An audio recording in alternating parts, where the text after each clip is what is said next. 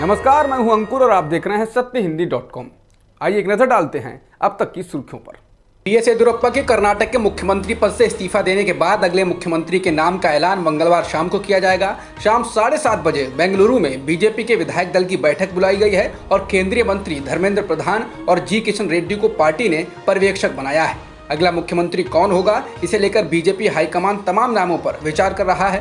BJP high command और RSS नए मुख्यमंत्री के चयन के लिए कई फैक्टर्स को ध्यान में रख रहे हैं।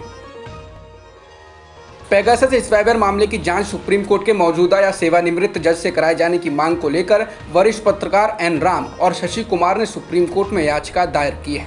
उन्होंने ये याचिका तब दायर की है जब पेगासस स्पाईवेयर से विपक्षी नेताओं, कुछ मंत्रियों, करीब 40 पत्रकारों सहित दूसरे लोगों की जासूसी कराए जाने की रिपोर्टें आ रही हैं। इस मामले में अब तक कम से कम 3 याचिकाएं दायर की जा चुकी हैं। 2 दिन पहले ही सीपीएम के एक सांसद और इससे भी पहले एक वकील ने अदालत में याचिका दायर कर ऐसी ही मांग की थी।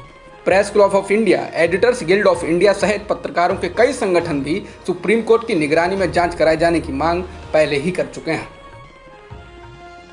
संसद के मानसून सत्र में मंगलवार को भी हंगामा हुआ। लोकसभा और राज्यसभा की कार्यवाही शुरू होते ही विपक्षी दलों के सांसदों ने पेगासस जासूसी और किसान आंदोलन के मुद्दे को उठाया।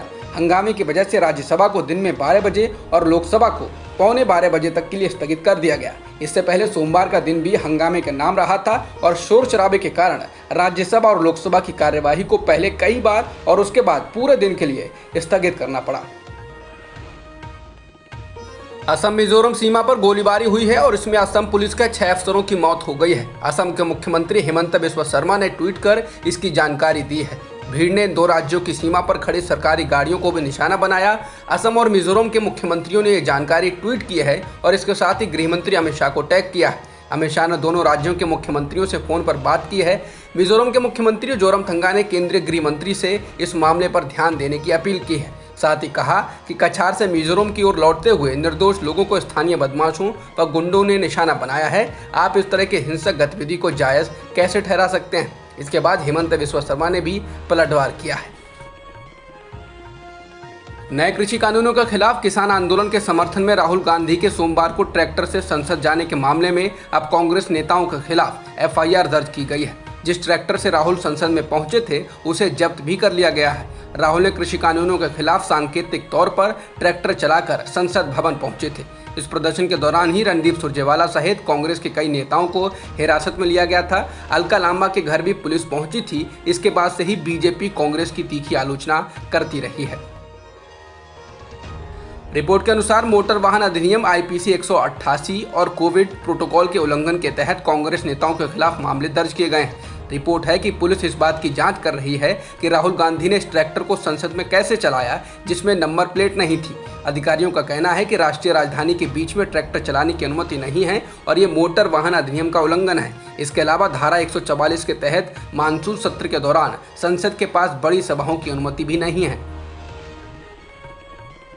कोरोना संकट की वजह से कई राज्यों में भले ही कई तरह की पाबंदियां हैं, अदालतें सरकारों की खिंचाई कर रही हैं, लेकिन मध्य प्रदेश में उज्जैन के महाकालेश्वर मंदिर में सोमवार को भगदड़ जैसे हालात बन गए।